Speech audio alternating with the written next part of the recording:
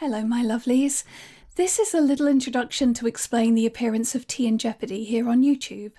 This is a podcast that ran between 2013 and 2018, and as part of my commitment to my lovely patrons on Patreon, I maintain an archive of the podcast, which I'm now moving here, as I know lots of people enjoy podcasts through YouTube.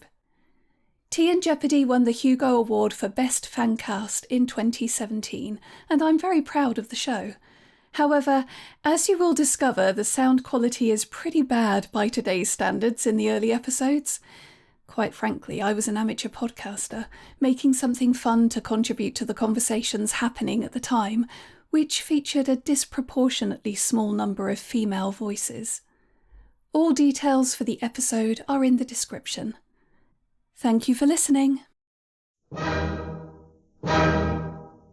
Tea and Jeopardy with Emma Newman.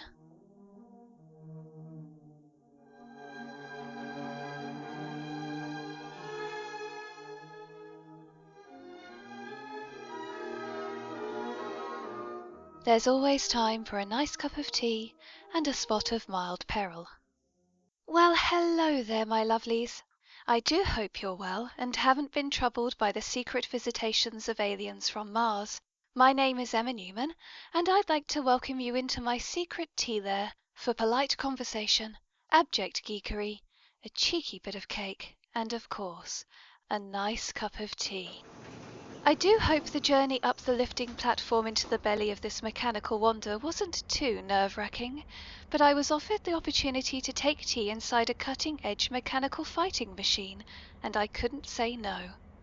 I find it reminiscent of the machinery employed in a certain role-playing game one might have dabbled in on a rainy Sunday afternoon.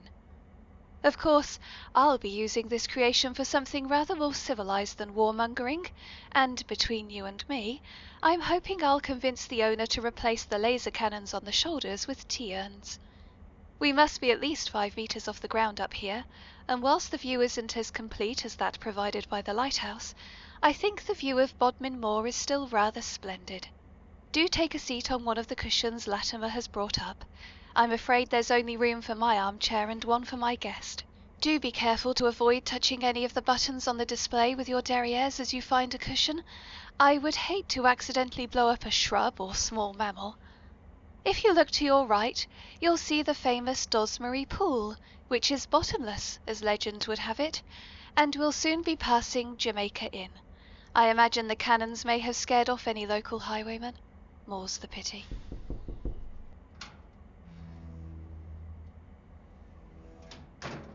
I'm sorry to disturb you, ma'am, but your guest has arrived. A Mr. Paul Cornell. Ah, marvellous. Let's see his calling card. There's no motif. Paul Cornell, writer. Well, that's rather succinct. Do bring him up, Latimer, and once he's inside, could you start this thing off at a gentle pace? Not too fast. I don't want to spill the tea. For those of you who don't know, Paul Cornell has written comics for Marvel and DC and is currently writing Wolverine. He writes for television, including Doctor Who, and is also a novelist. Mr. Paul Cornell, ma'am. Hello, Paul. Do come and sit down. How are you? Oh, I'm a little high off the ground for my taste. Okay. You've got a comfy little space. Little space, yes. Just for you. If you take a seat, I'm sure that the lurching movement will be easier to bear once seated. Would you care for some tea? If you can keep tea in one place, absolutely. I have a special tray that's designed with a water... I won't go into the details, but I'm sure that we'll be able to cope. The question is, can I keep tea in one place after I've drunk it? That's much more vital for me right now. Well, I do hope so. Perhaps I could offer you some mints afterwards, should you feel troubled. How do you take your tea? I'm lactose intolerant, so can I have some soy milk, please? And 6 sweeteners. I'm not even lying. 6 sweeteners, please. 6 sweeteners? My goodness, yeah. I may have to start a tally for my guests, and you might win. even after many, many guests have been here. That's marvellous. Well, I'm sure that we have some in the larder. We brought one with us. It's a very small larder, but it should do the trick. I thought you meant you brought one sweetener with you. No. So, I'll pour. And would you like a slice of lemon drizzle cake? Oh, that sounds delightful. Yes, Latimer made it this morning. He's a very skilled baker. Now, in my invitation, I asked you to bring a curio with you. What have you decided to bring today? Well, I have this. I know it's impressive. It's been ill-used, it might be said. It's a little roughened. Perhaps it could be said there are bits missing. But it does still fit, as you can see, neatly in my pocket.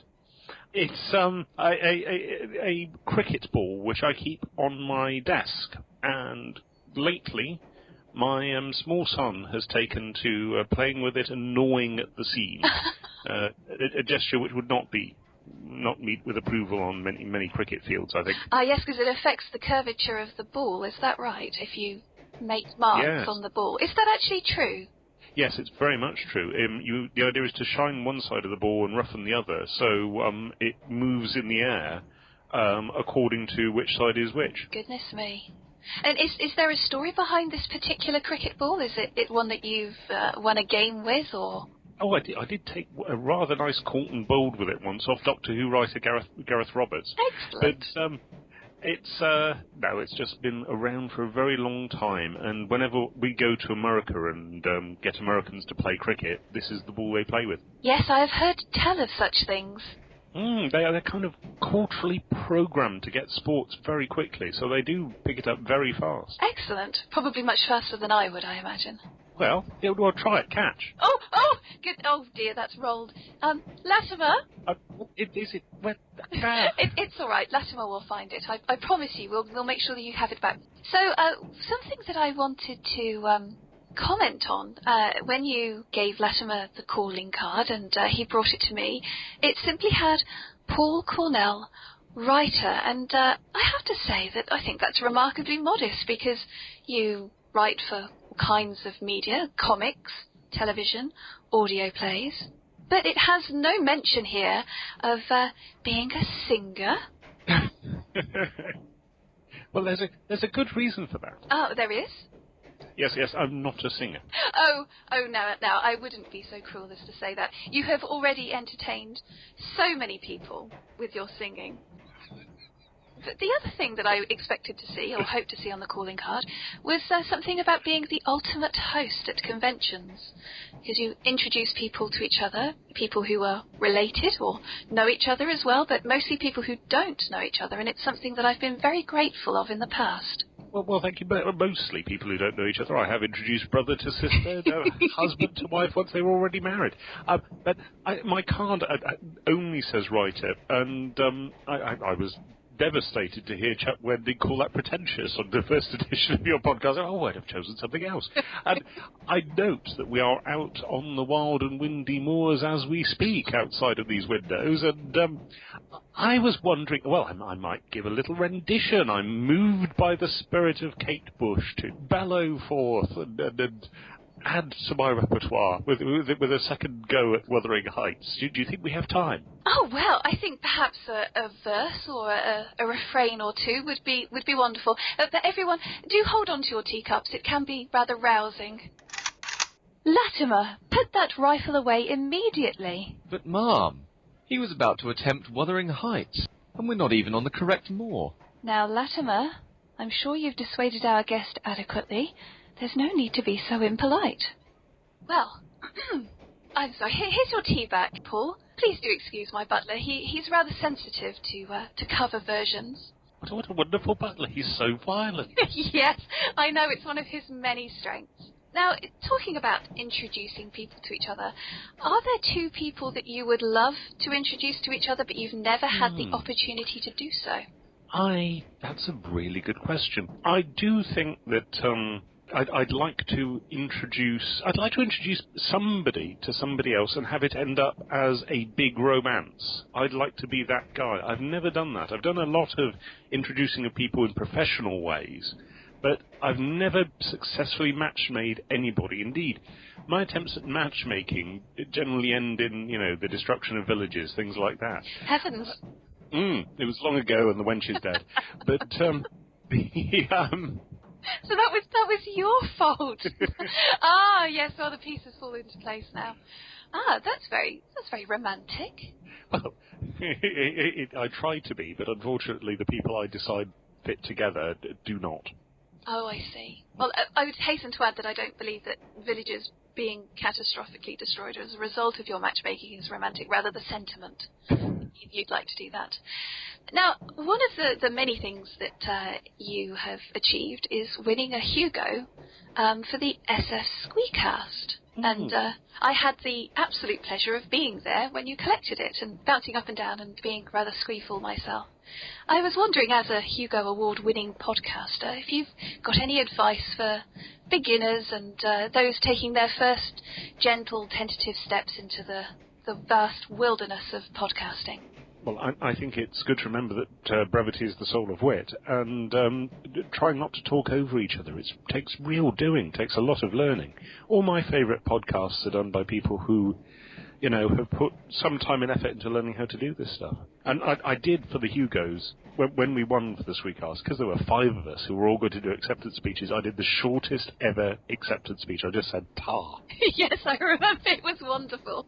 I've got to try and beat that in the future. I bet, just make a gesture or a slight noise or something like that. Assuming I ever win for anything again, which is doubtful. It's just a grunt. Or maybe... That would be terrific. Maybe when I'm 90. A polite grunt, I'd like to add. I'll be one of these hugely bearded 90-year-old SF writers who'll just shamble up to the mic and go, I look forward to that. So, the other thing that I wanted to ask you is that something that I very much respect about you is your ability to promote your work and yourself. And all of this despite being British. And you seem to have overcome this kind of inbuilt reticence that we have about talking about things. And I was wondering if you could tell me how you've overcome this burden. Well, I think you are one to talk, frankly, considering that I'm being interviewed as we speak on a mech crossing a moor. I mean, it's hardly reticent, is it? Tell that to the village back there. We narrowly avoided that village, I hasten to add. There was only one cow that had a slightly damaged tail. Well, it was the same for me in the last Hugo ceremony. But I think that I'm a great believer in promoting your own work. There's a negative attached to all this. People say, oh no, self-promotion. That's doing it badly. If you do it well, people will be entertained in the process and will feel a nice, humane, warm feeling towards each other as well as to you, and nobody ever thinks that this is self-promotion. But, I'm just not a believer that we should all shut up and be good little boys and girls and, not tell people about what we're doing. When people notice it, it is people doing it badly. And, this is people doing it badly will fail to promote themselves. This is a self-regulating system. It doesn't require anybody to be judgmental. It's something that I find incredibly difficult. And I must admit, the other day I was having a cup of tea and I thought, what would Paul do? Would you believe that? I actually thought, what would Paul do in this situation? What, having a cup of tea? No, as in, I should probably have explained what else I was doing at the time. Well, now I'm really wondering. I was thinking about various ways that I could tell people about tea and Jeopardy and how I could tell people about it without being annoying. And one of the people that I look to for guidance on that is your good self, sir. Well, thank you. I would just go on Twitter, actually. That's my solution to everything. Yes. And speaking of the Twitters, I did ask if there was anything that people would like me to talk to you about. And, of course, being the individual you are, there were dozens of answers, so I can't please everybody in the virtual tea room. But there was something that caught my eye, because a couple of weeks ago I was sitting in the living room with my better half, and I was bemoaning the fact that Captain America has a costume that is very easy to make into a ball gown or adapt into a ball gown, because it has very striking stripes and stars and colours, and I've been thinking about such things of late. And I said, if only there was a Captain Britain. And he said, well, there is. And I discovered it. And then today, somebody asked, well, several people asked, in fact, if I could ask you about Captain Britain. And I was astounded that you were involved with this comic hero. Oh, yeah. Created by Chris Claremont in the 70s, written by a cavalcade of good writers like Alan Moore and Jamie Delano and all sorts of people. Yeah, I wrote Captain Britain for about 18 months. And lots of people want to know about MI13 and whether you had anything else planned, or... I do not. I'm entirely Wolverines now. And I think it's important to always go forward and to never look back. And, because I can feel that siren call of looking back. I always can. And just like the things you hate in other people are the things that you most hate in yourself, I think that I know my own weaknesses and try and alter my character to compensate, and thus always forward, and thus no Captain Britain until people get heartily sick of me being that Wolverine guy, at least. Is this something which can be rather difficult if you have a very, very passionate fandom always calling you back? I have several Yes. very passionate fandoms that always call me back, and I'm not going. Bye. I should imagine that you have to be rather thick-skinned and very calm in certain situations. I'm not calm at all. I'm a bundle of nerves almost continually. Nonsense. Perhaps you're duck-like. I mean that in the kindest sense. That I'm quite ugly as a duckling. No, that's a swan. I'm duck-like. As in paddling furiously beneath the surface, but looking quite serene on the top. I should say swan, but I like ducks more. Yeah, and if you throw bread for ducks, they'll go after it, and swans probably won't. If you throw bread for me, I'll go after that.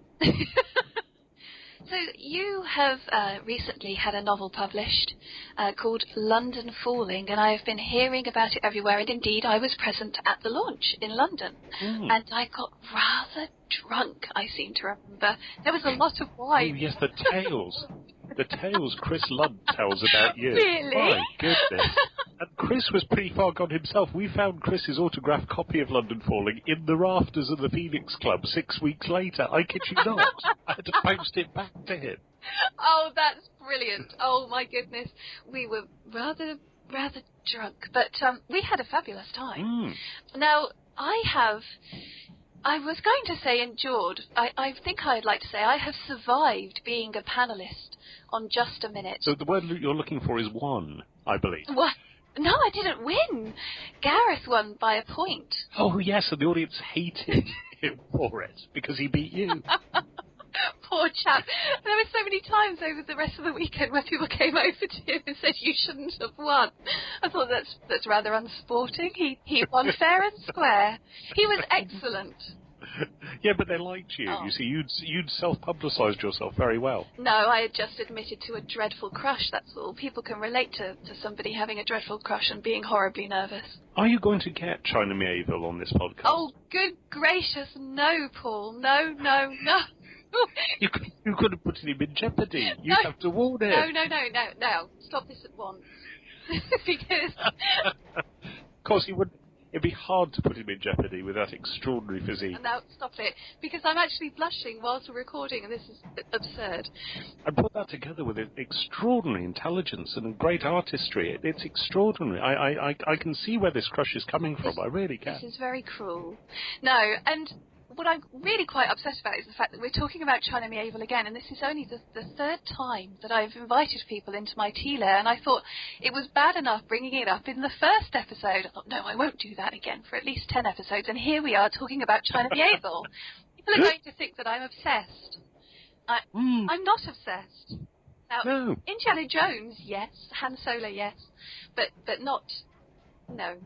Anyway, where was I? I'm now trying to pin down your type. There's quite a gap between... Oh, yes, I'm very flexible, and I do like variety. So's China. Oh, oh, no! Oh, the mental images. Oh, Latimer, bring me my fan. No, not that fan, the other fan. Goodness me. Oh, goodness, sorry. The trouble with these strange mechanical war machines is that one can't open the canopy, so I can't even open a window for air. Goodness. Now, I think that was rather unfair of you, Mr. Cornell. Sorry. And as punishment, I would have you describe London fooling whilst adhering to the rules of just a minute. Oh, no. Okay. Right. So that's no hesitation, deviation, or repetition. Indeed. London Falling is an urban fantasy novel about the adventures of a small group of undercover police detectives who discover, upon being given the sight, the ability to see the magical creatures of the underworld, that they must fight them using real police methods. It's kind of like Buffy or The Wire meets The Bill, if one can describe a novel in the terms of a medium like that. It took me a long time to write. It was an ancient idea of mine that just came together when I saw the characters very, very... Damn. Oh, you were doing so well. I was so distracted by thinking about China Mieville, you probably could have got away with that. Were you counting a minute, or was I just going to be there forever? No, I was actually counting a minute, and I think you got to almost 40 seconds. No doubt Latimer will tell me that I'm terribly wrong, but you did very well. Okay, I'll let you finish without the pressure of no hesitation, deviation, or repetition. I'd almost got there, I think. Yeah. I'm very pleased by the success of it. It's done particularly well in the States, and there's a sequel coming out, The Severed Streets, in December, which is best described as Jack the Ripper is back and he's killing rich white men. And I'm quite bowled over by the loveliness of the reviews, and yeah, it's been a really good experience. I'm glad to be a novelist again. It's what I most want to be. I remember you saying something about this at the launch, that it was the medium that you were most keen to kind of feel you were making, a lot of progress in. I find that quite interesting, because there are so many people that I know who would dearly love to write for Marvel and DC and get involved in comics, and television is sort of the holy grail, and yet you want to be a novelist. Well, yeah. I just think it's the purest form. It's the most satisfying form in the end.